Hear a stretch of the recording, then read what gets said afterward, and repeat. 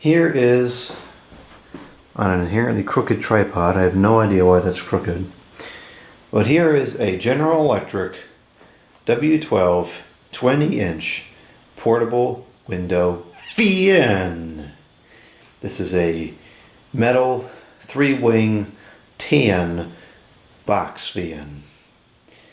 This is going to be kind of a rambly video because there's a bit of a story as to how this came about, and there's a little bit of a story about the location.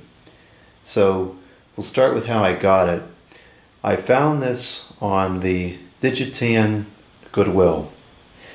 Now, I don't look on these auction sites all that often because I'm trying not to spend so much money and buy things I just don't need. But every now and again I will go on there and take a look.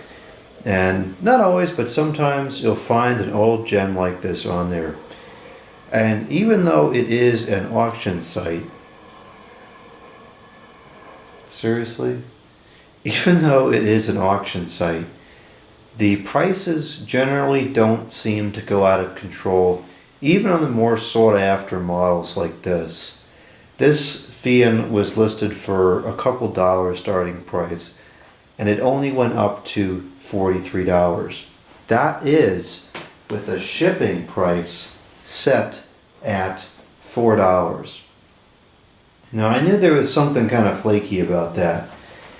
I'm not sure how they do this. Perhaps it has something to do with their non-profit status, but I have found that the shipping prices on that site are very good, and they have successfully shipped me box fans, old metal ones too, not steel ones like this, but older heavy metal box fans, for under $20. $4, I knew something was off, but I bid anyways, and I ended up winning the auction for $43. I forget what I bid. It wasn't much higher than that because I don't like to spend a lot of money, but the pictures of this thing, it looks absolutely pristine, so I was willing to spend a little bit more than I usually would. Plus, this is a model I don't have and I really wanted. So the auction ends and a couple days go by and there's been no shipment of the fan. And then finally they called me. And it worked out really well because I happened to take that day off of work, and they called early in the morning, and had I not been home to get the call, I'm not sure I would have been able to make contact with them for quite a while because they're in a different time zone. So between me being at work and their operating hours being while I'm like sleeping or something, it would have been difficult to make contact. Apparently, I just found out today that they also sent an email probably before they called, but whoever sent the email doesn't know how to use a computer because they typed the entire body of the email, which was only like 2 sentences and had terrible grammar and spelling. They typed it all into the subject line. So when I got the email, it was blank, and it just had a lengthy subject which was so long that it went off the screen and couldn't even be fully read. So that was kind of a joke, and I guess I had missed that email the day it came in, which is kind of odd. I don't usually miss emails, but inherently I did that day. But I went back and I eventually found it.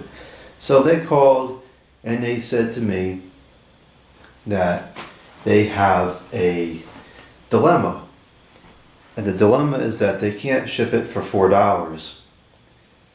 And so naturally my question became, well, why did you put it there then? And they said, well, we had a new employee and he typed in $4 and that was that. Which is just baffling to me because, I mean, people are just clueless. Like everybody buys things, well, almost everybody buys things on the internet now. And so you really ought to have, I would think, some idea, even if it's very vague, you should have some idea what it costs to ship things.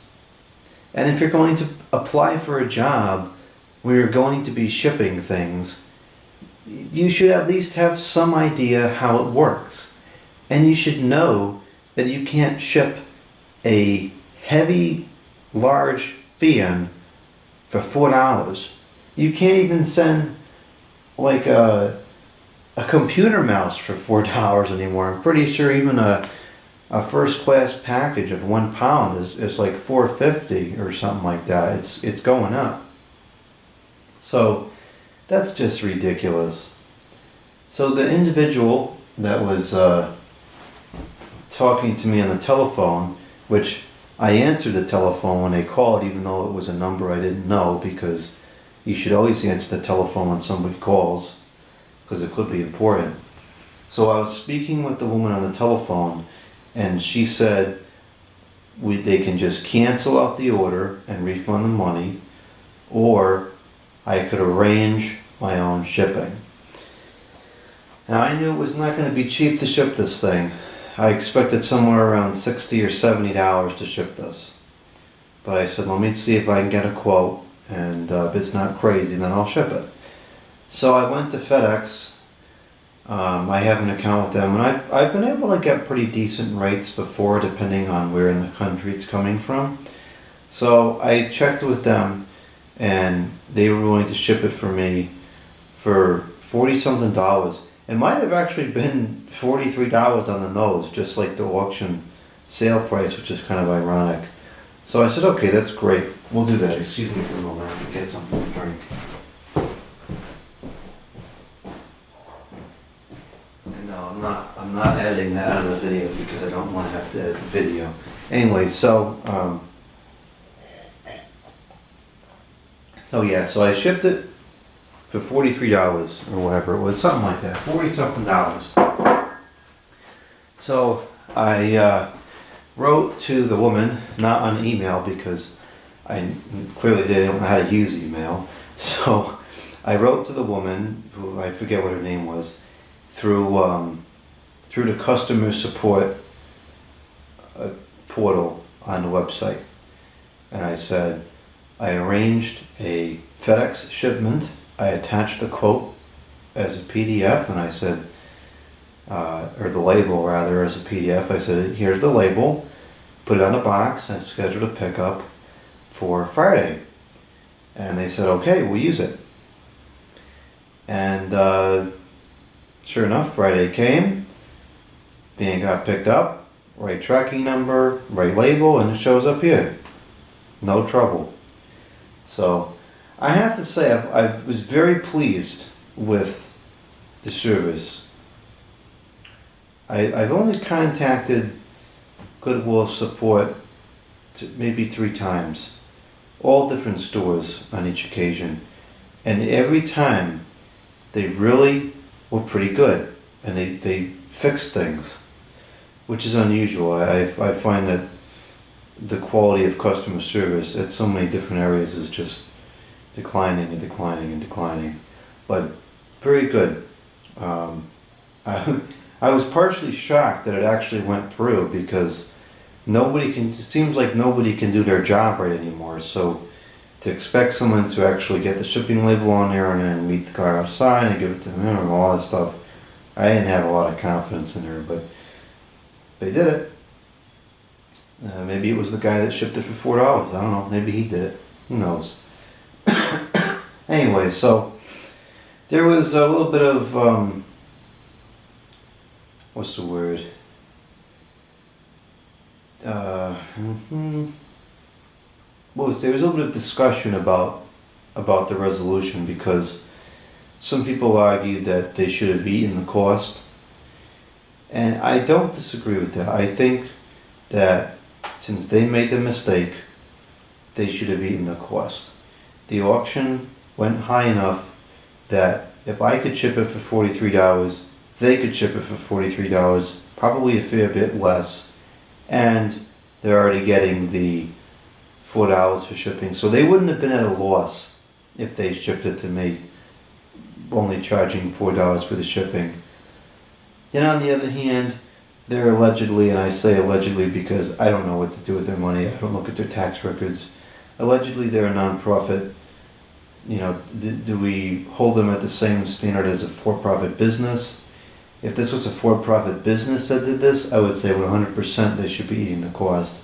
But since it's a nonprofit, allegedly, I kind of think it's in a little bit different category. Either way, it doesn't matter. It's here now, and they offered the perfectly reasonable solution of just canceling the sale, which would have resulted in no loss to me, other than the few minutes I spent looking at the auction, if I didn't want to arrange the shipping. So that's how it came about. Here it is, and it showed up today. And what a nice surprise, it has the original box. The auction itself made absolutely no mention of the original box, which is surprising to me because that would entice collectors much more if they knew it had the original box. I think a lot of people don't really appreciate when the boxes are present and how valuable that really is. To me, the box, although it doesn't have a functional or a utilization, a utility to it, the box, I would say, is almost more valuable and certainly more rare than the fan itself, because hardly anybody held on to the box. Plenty of people held on to the fans. These, I wouldn't say that they're plentiful, but they're not impossible to come across. They're out there. There's still quite a few of these out there in service because they last a long time. They're getting scarce with every day that goes by, and so we shouldn't waste them, but they're still fairly available. The boxes, on the other hand, are not. It's very, very rare that you see the boxes. I mean, it's something minuscule, like 2% of the fans remaining on the planet still have the box. It's like next to nothing. So to come across something of this age with the box is really remarkable. This is a early 1970s product or late 1960s product. So the cardboard is 50 years old. I mean, that right there is a wonder that the cardboard is still in decent shape after 70 years and going through the postal service. That is the one gripe I'm walking away from the sale with, is that they shipped the fan in the original box without an outside covering. Fortunately, it's survived okay and is still pretty presentable. They taped up the top quite a bit, but at least it was with transparent tape. The shipping label was on the side here. It was right here over this original one, which is kind of cool. Let's see what that says.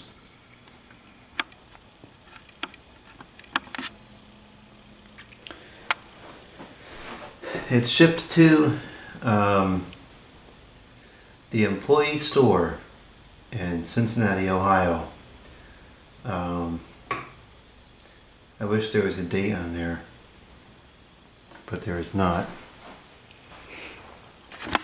General Electric, 20-inch portable fan, 7, I'm not sure what that is. 110, 120 volts, 60 cycles, 110 volts, 50 cycles, 3 amps. Bridgeport, Connecticut, made in USA. No wonder it still runs. Now, Bridgeport, Connecticut, kind of an interesting story about this. The building that they're talking about is the General Electric headquarters, which was in this state in Bridgeport. It's on Easton Turnpike. It was been there since like the 70s, I think. Not only have I been inside that building, I have access to that building. And I know a couple of people that have a lot of keys to that building. So one of these days I need to entice them to give me those keys so that I can look around that building, because I know there is some really cool stuff in there somewhere. There's some old air conditioners in the parking garage, and I can only imagine what is in the basement. There's got to be something related to these fans. There's got to be some of these fans somewhere in that building. I really need to get over there and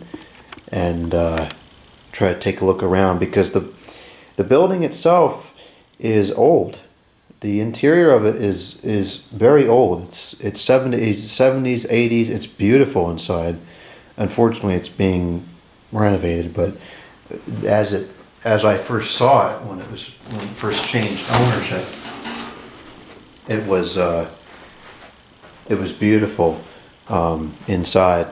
So, anyways, just an interesting item of note that I know where that building is and I've been inside it before.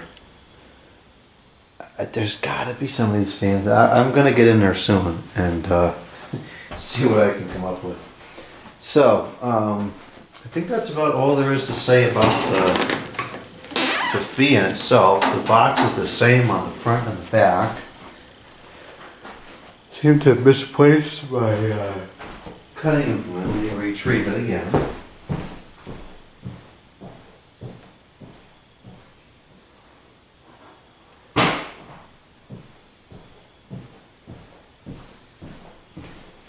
Now let's see if we can open this up with as little damage as possible. Well, there is information on the bottom. I'm not sure if it's anything important, but let's see.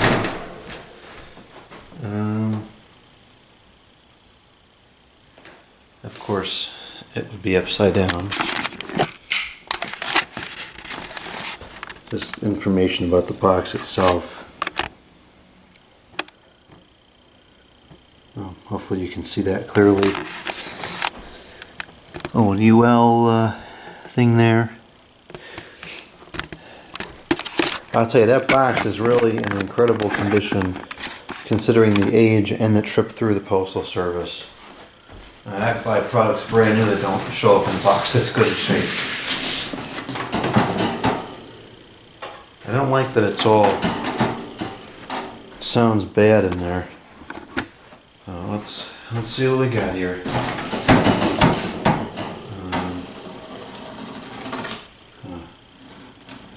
Open this up as gently as I can. I'm just going to leave all the tape on there for now, because at least we can still see the box underneath the tape, even though it's not as good as the box just being the box.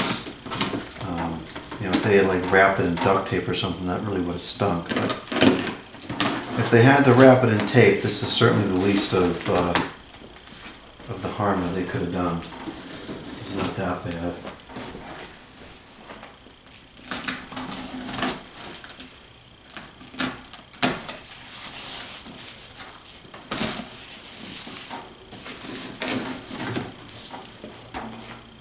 Does it come with the original manual too?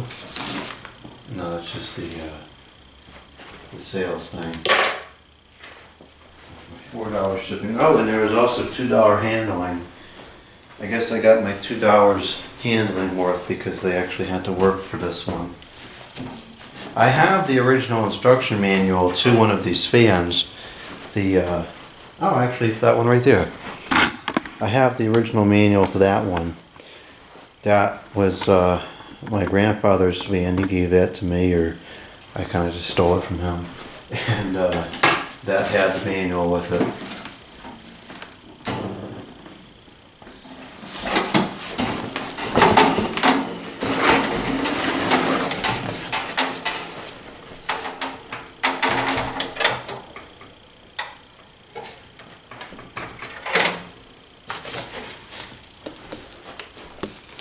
There's the inside of the box.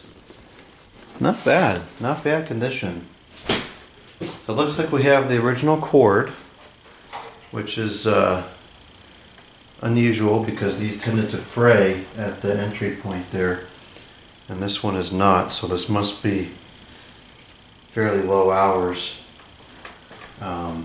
Looking inside the motor, I don't see practically any dust or any signs of use on this thing really at all. You know, it's really quite clean in there. On blur. And even down there is clean. It's in beautiful condition. Look at that. Wow. 43 beans well spent.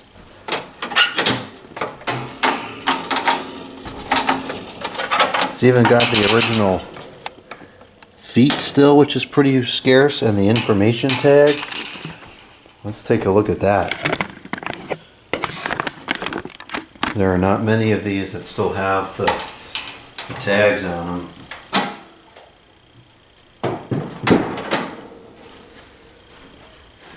We have the original feet, which are a very stiff at this point rubber.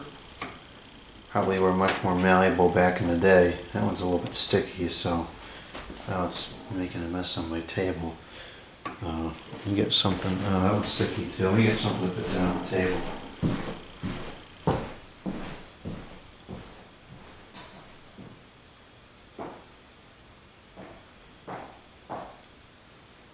I can't find anything. I'll just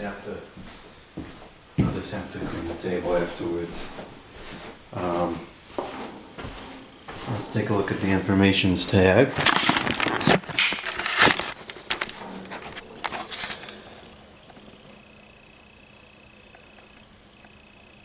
Made in USA.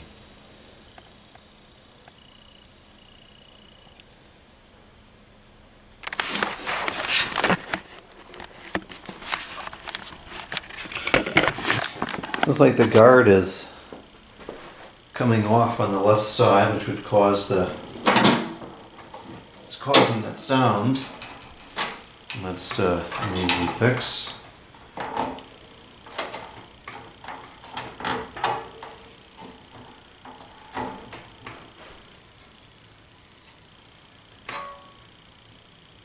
Those bearings never oiled, I'm sure, but they still spin pretty freely. It could certainly use some lubrication. It's not quite as free as it should be for a heavy steel blade, but it's not bad for something with no service and maybe even no hours. And this is definitely a very low hours machine, if it has any hours. I always wonder about fans like this. You know, these were not cheap back in the day. I believe these retailed for over $60 back in 1971 or whatever. It was right in that late 60s, early 70s. Might have been 68, 69, 67, somewhere in there. Really late 60s, I think. Why would you spend so much money on something to not use it? It's odd, you know, because back then it was different. I mean, nowadays people buy things and don't use it all the time, but back then you really didn't buy stuff just for the sake of buying it. You know, I mean, I guess there were those rich people that did that, but most people didn't do that. You know, things were expensive. You can even see, I don't know if you can see on the video here, but the light is reflecting off of the blades. The paint is in great shape. Alright, let's go ahead and turn this thing on. It's 3 speeds, non-reversible. I have the blue, or I think they call it spruce version of this as well. There's quite a story behind that fan, which I think I've told it on video before. Got the kilowatts meter here, so we'll plug that up. See what our electricity is looking like here. 119 the volts.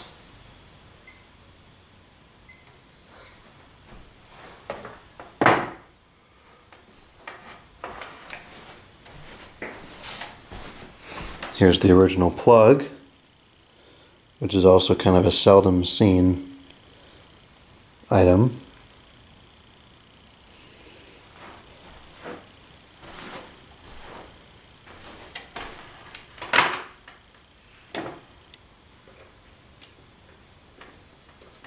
Okay, it is now live.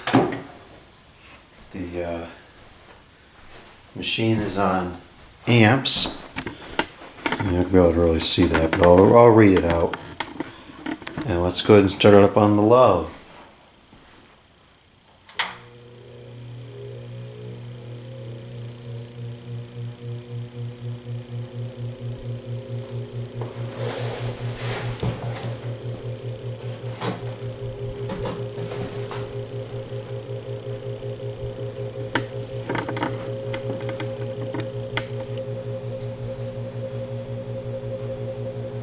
That's pulling 2.3 amps.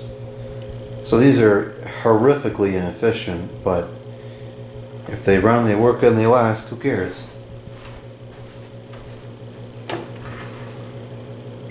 $149 watts with a power factor of 0.54. The straighted pull motor, what do you expect? I always like the startup on these. They just sound like a nice quality machine, you know, not a flimsy piece of junk. Airflow is great. I'm pretty much all the way across the room, and there's plenty of air. And it's quiet. It's very quiet for the air moved.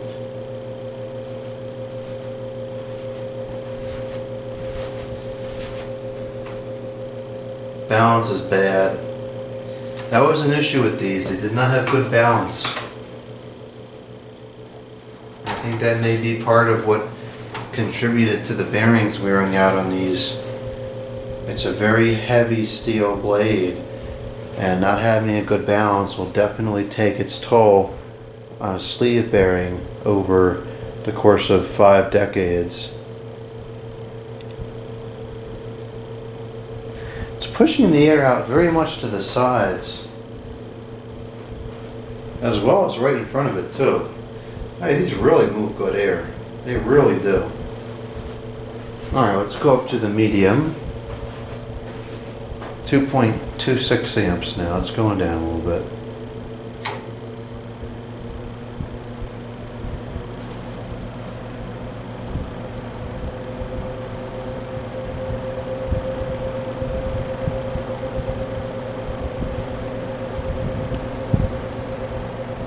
The motors on these seem to have a very lengthy warm-up time. They don't seem to run at full speed until they're hot, at least on medium and low. I wonder if that's a lubrication related issue, or if it's an issue at all. Maybe that's just the way it is.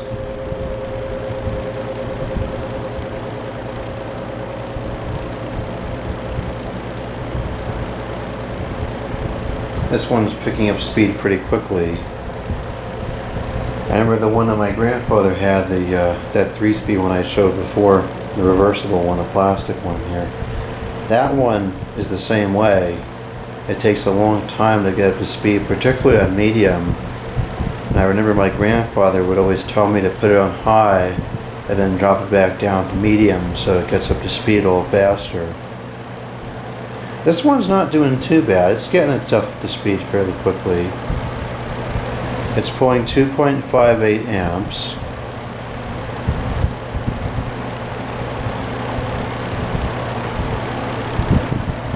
And it's pushing a tremendous volume of air, but it's still remaining very moderate in noise level. You can certainly hear it now, but it's very moderate.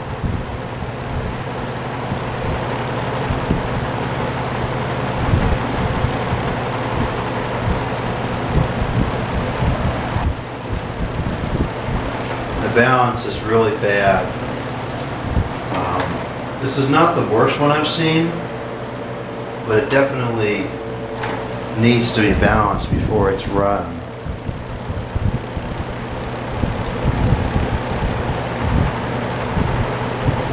These are very sensitive to air resistance. Even just standing in front of it that close really slowed it down quite a bit because the air couldn't flow.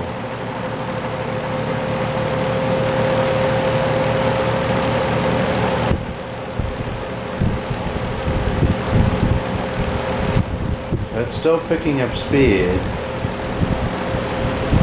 It's very quiet.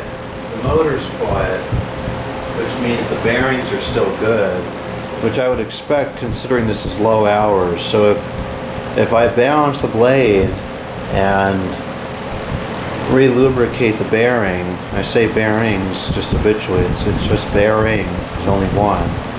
If I re-oil the bearing and balance the blade, this should really last a long time.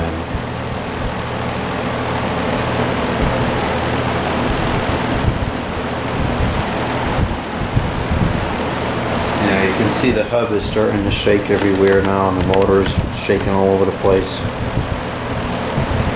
Well, maybe you can't see it because the image stabilization on the camera is probably taking it out, but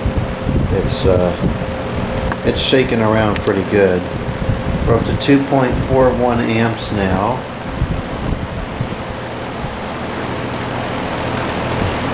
$166 watts. The power factor 0.58. Just standing next to the table, I can feel the floor vibrating. This is really bad balance on these things. The corner of the cabinet's shaking all over the place.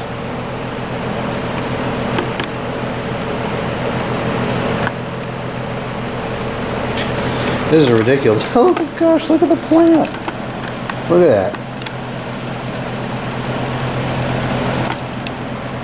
And that's not airflow, it's right next to the fan. That is the vibration.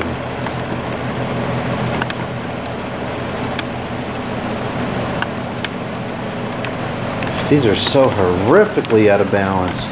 It's a wonder that these lasted as long as they did being like that. It really is a testament to the quality of the material used on the bearing to be able to withstand that much abuse for so many decades. This is terrible. Terrible balance. But great airflow. Very strong. Very strong airflow. And still very reasonable noise level. Alright, now let's go to high.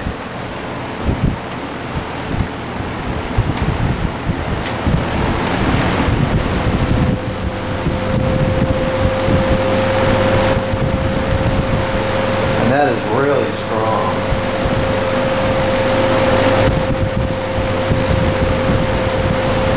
These were probably some of the most powerful box fans we ever saw.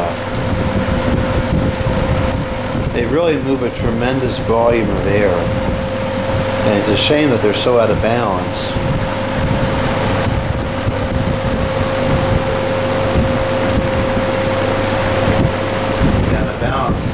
Awful.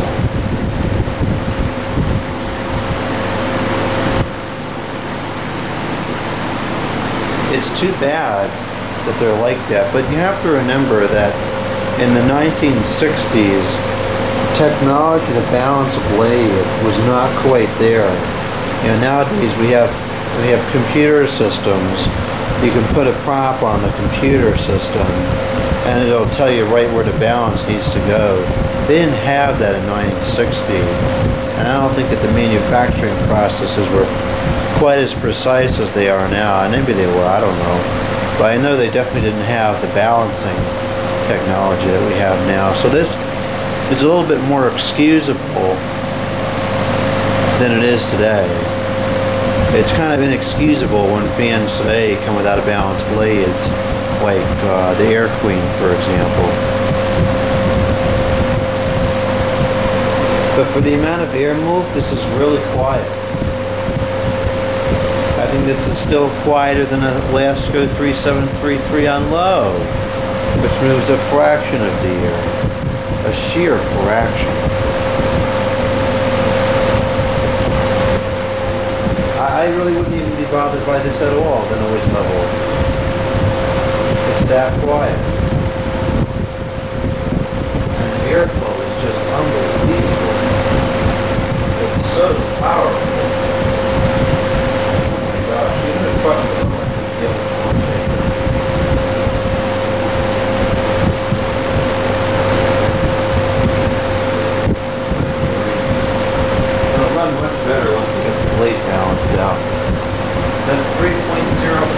amps, 312 watts with a power factor of 0.59. It's taking my voltage down to 118. So it's eating some power for sure.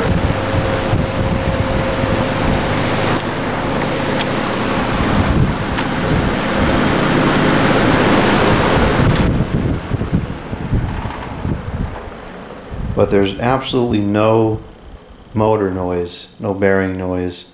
So once the blade is balanced, this should run really nice.